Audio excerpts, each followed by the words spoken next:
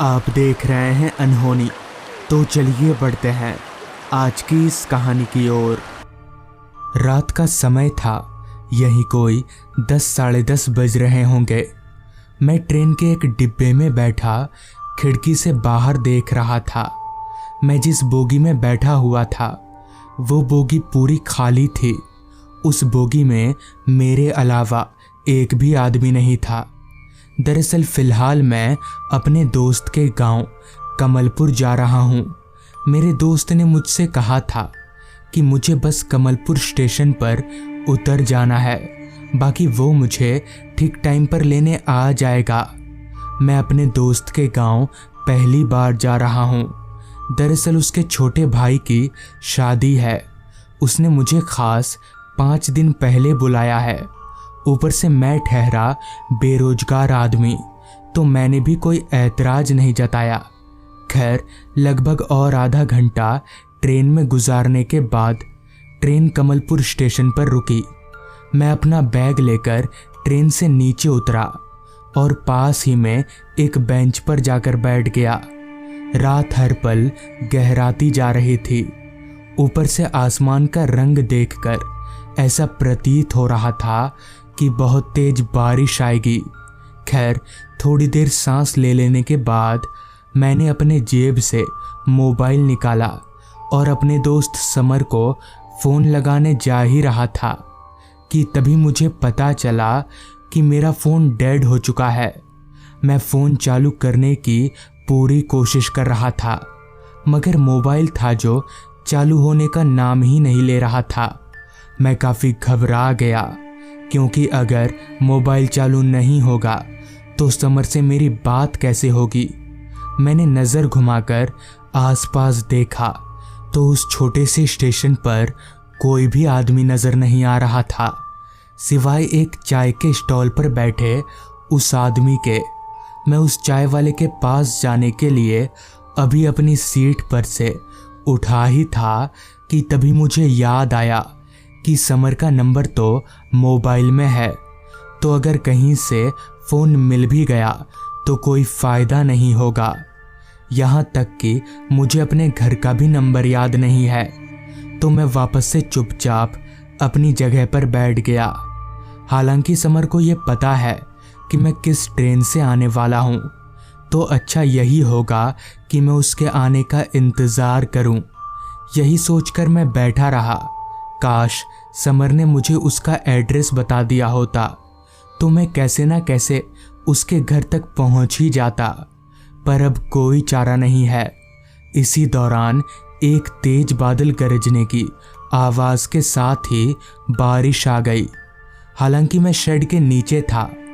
अभी मैं अपनी सीट पर बैठा आगे के बारे में सोच ही रहा था कि तभी मेरी नज़र मेरी बाईं ओर वाले बेंच पर बैठे एक आदमी पर गई। उस आदमी को देखकर मैं थोड़ा चौंक सा गया, क्योंकि थोड़ी देर पहले तक तो वहाँ कोई भी नहीं था। तो ये आदमी बेंच पर आकर कब बैठ गया।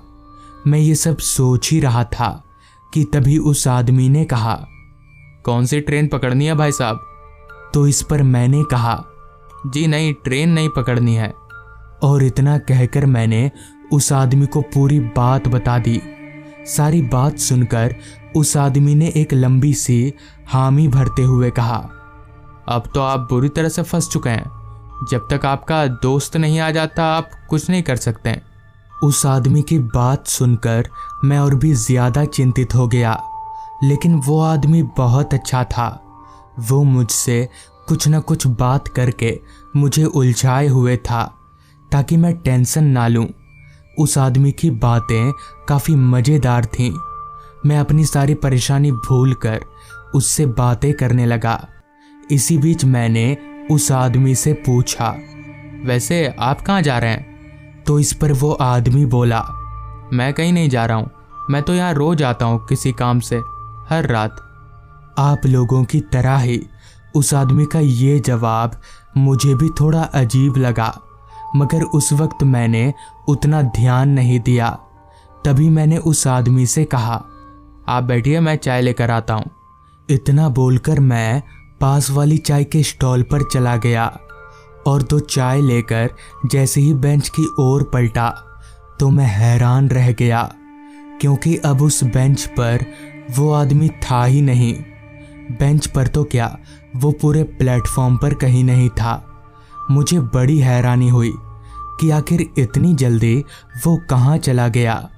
तभी मैंने पलटते हुए उस चाय वाले से पूछा, भाई साहब, मेरे साथ वहाँ पर एक आदमी बैठा हुआ था, आपने देखा क्या, वो कहाँ गया? तो इस पर उस चाय वाले का जवाब किसी के भी शरीर में सिहरन दौड़ाने के लिए काफ़ी था। पर साहब, वहाँ तो आपके अलावा कोई भी नहीं था। मैं तो काफ़ी देर से आपको देख रहा हूँ, यहाँ तक कि मैं तो आप ही के पास पूछने आ रहा था कि आपको कहाँ जाना है। उस चाय वाले की बात ने मुझे कुछ देर के लिए सुन्न कर दिया था। खैर, मैं वापस अपनी सीट की तरफ जाने लगा। अभी मैं अपनी सीट की तरफ जा ही रहा था कि तभी उस चाय वाले ने कहा, ये स्टेशन रात के लिए ठीक नहीं है। सुना है बुरी शक्तियाँ भटकती है यहाँ, हो सके तो निकल जाइए। मैं भी बस अपनी दुकान बंद करके निकल ही रहा हूँ। जिस पर मैंने उस चाय वाले को अपनी पूरी परेशानी बताई तो मेरी सारी परेशानी सुनकर वो चाय वाला बोला, स्टेशन के अलावा यहाँ तो ऐसी कोई जगह भी नहीं है जहाँ आप रात गुजार सकें। एक काम करिए, आप वेटिंग रूम में चले जाइए। यहाँ प्लेटफॉर्म पर रहने से तो अच्छा है कि आप वहीं रहें। जिसके बाद जब तक उस चाय वाले की दुकान खुली रही तब तक मैं उसके पास ही बैठा था, और उसके दुकान बंद करते ही मैं भी वेटिंग रूम की तरफ चल दिया। चाय वाले ने मुझे बता दिया था कि वेटिंग रूम किस तरफ है। बारिश अभी भी उसी तरह से बरसे जा रही थी। उस पूरे प्लेटफॉर्म, या फिर यूं कहें तो उस पूरे छोटे से स्टेशन पर मैं ही शायद अकेला था। ना तो कोई ट्रेन आ रही थी और ना ही कोई आदमी नजर आ रहा था। कहीं ना कहीं समर के ऊपर मुझे अब गुस्सा भी आ रहा था। इतनी देर हो गई, अब तक तो उसे आ जाना चाहिए था।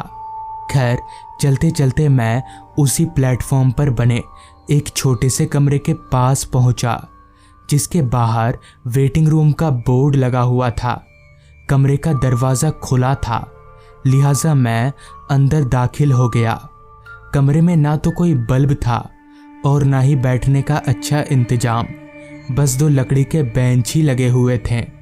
हालांकि बाहर बिजली चमकने की रोशनी से थोड़ा थोड़ा दिख रहा था। अभी मैं बेंच पर बैठने जा ही रहा था कि तभी मुझे ऐसा महसूस हुआ जैसे मैं किसी के गोद में बैठ गया हूँ। मैंने एकदम से उठकर उस बेंच की तरफ देखा, मगर वहाँ कोई नहीं था। मुझे लगा शायद ये मेरे मन का वहम होगा। फिर भी मैं उस बेंच पर ना बैठकर दूसरी ओर वाले बेंच पर जाकर बैठ गया। कहीं ना कहीं मेरा दिल कह रहा था कि यहाँ कुछ तो अजीब है, लेकिन मैं इतना मजबूर था कि कुछ नहीं कर सकता था। लाचार होकर मैं अपनी जगह पर बैठा रहा। यूं ही बैठे बैठे कब मेरी आंख लग गई मुझे कुछ याद नहीं, ना जाने कितनी देर बाद। मगर जब मेरी आंख खुली तो तब तक बारिश बंद हो चुकी थी। मैं कमरे से बाहर निकलने के लिए अभी अपनी जगह से उठ ही रहा था कि तभी मेरी नज़र ठीक मेरे सामने वाले बेंच पर बैठे एक आदमी पर गई, जो कि सिर झुकाकर रोते हुए सिसकियां ले रहा था। तभी मैंने उस आदमी से कहा, क्या हुआ भाई साहब, आप रो क्यों रहे हैं? तो इस पर उस आदमी ने धीरे से अपना सिर ऊपर उठाया तो उसका चेहरा देखकर मैं दंग रह गया। दरअसल ये वही आदमी था जो थोड़ी देर पहले मुझे मिला था, मगर अब उस आदमी का चेहरा बड़ा ही खौफनाक नजर आ रहा था। उसकी आंखें पूरी लाल चमक रही थी और उसका गला उसके धड़ से अलग हवा में उड़ने लगा था। मैं समझ गया कि ये कोई इंसान नहीं है, लिहाजा मैं वहां से भागा। अभी मैं भाग ही रहा था कि तभी मैं किसी आदमी से जोर से टकराया। मैंने संभलते हुए देखा तो वो मेरा दोस्त समर था, जिसके बाद मैंने समर को पूरी बात बताई और हम लोग वहाँ से निकल गए, मगर वो था क्या ये आज तक पता नहीं चल पाया। तो दोस्तों, ये थी आज की कहानी। अगर आपको ये कहानी पसंद आई हो तो चैनल को ज़रूर सब्सक्राइब कर लें।